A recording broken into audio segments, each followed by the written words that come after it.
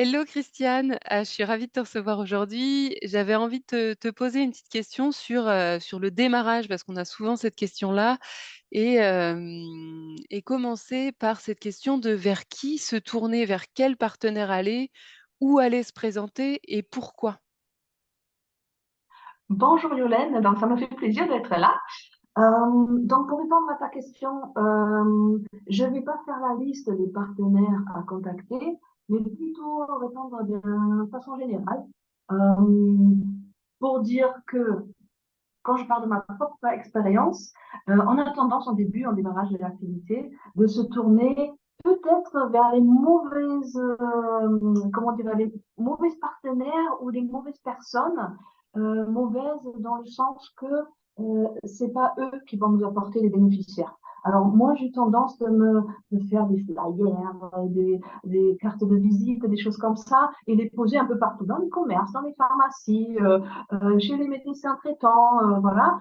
Mais finalement, très vite, j'ai remarqué qu'il n'y avait aucun retour. Et par contre, quand j'ai parlé aux professionnels de santé, les infirmiers, les kinés, eux, tout de suite, ils comprenaient en quoi ça consiste le travail et en quoi ça peut être bénéfique pour leurs bénéficiaires à eux aussi. Et c'est là, en fait, où ça a commencé à démarrer. Parce que c'est eux qui s'en parlaient aux aidants, aux proches. Et finalement, j'ai été contactée, j'ai eu beaucoup plus de retours par des professionnels, par le contact avec des professionnels de santé, que par des flyers que j'ai posés dans des petits commerces. D'accord, donc ça veut dire qu'en gros, ton énergie, il faut la concentrer plutôt sur les rencontres que sur, la communication ou sur, c'est une histoire de rencontre qui fait que ça démarre, en fait?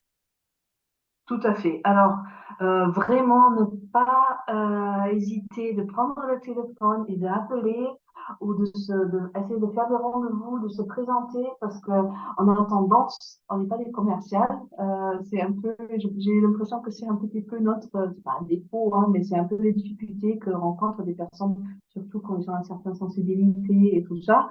Euh, voilà, de vendre son activité, c'est pas facile, mais si on choisit le chemin de auto-entrepreneuriat, euh, mais ça fait partie du jeu. Donc, il faut sortir de cette zone de confort et de faire le pas et voilà, et d'aller en avant et de ne pas avoir peur de parler, de expliquer et d'utiliser aussi le bon langage. Il faut vraiment regarder à qui je m'adresse et quels mots je choisis.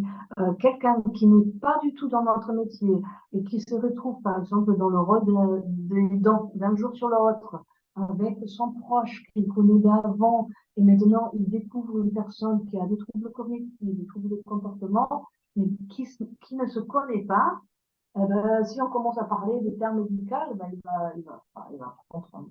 En fait. Donc là, il faut vraiment adapter son langage.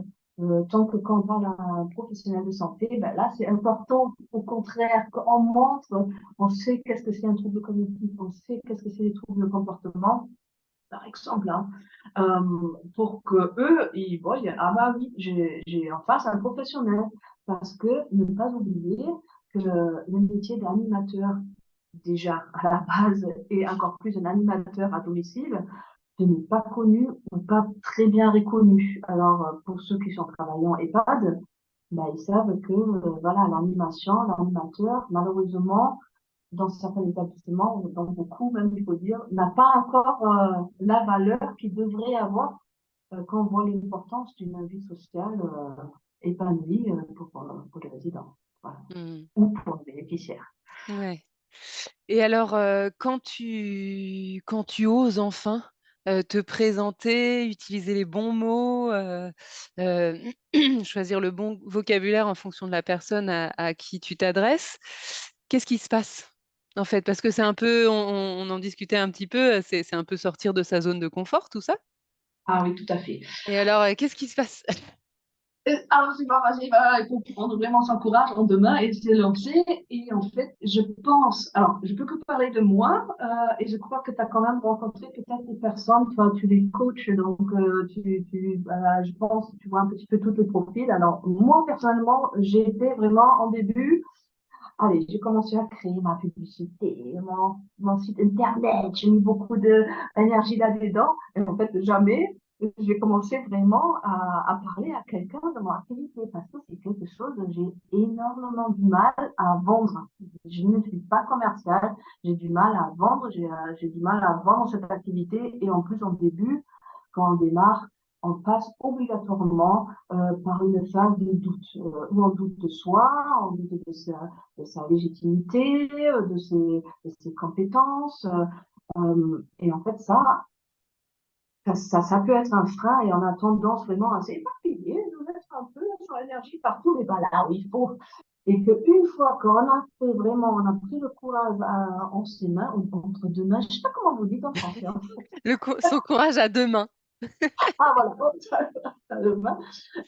Et on fait le pas, c'est dur, mais il faut le faire. Et on peut le faire, par exemple, en se donnant des deadlines, quand on se dit, enfin les dates butoirs, voilà, quand on se dit, voilà, jusqu'à ce jour-là, il faut que j'ai eu appelé telle personne. Et plus quand on y va, et plus on a des retours, et on commence à avoir des bénéficiaires, et on a les retours après aussi sur son travail, sur la qualité de son travail, euh, c'est, c'est un trop bon sentiment. Enfin, c'est un sentiment de réussite, c'est une valorisation. On n'a plus besoin, on n'a pas besoin de quelqu'un qui dit, oh, ça bien fait, super. On peut se le dire soi-même parce qu'on sent que ça avance et que ça va en avant et que ça se développe et on commence à avoir vraiment le sentiment qu'on a, c'est un bébé, quoi, en fait, voilà. Donc, c'est un très bon sentiment.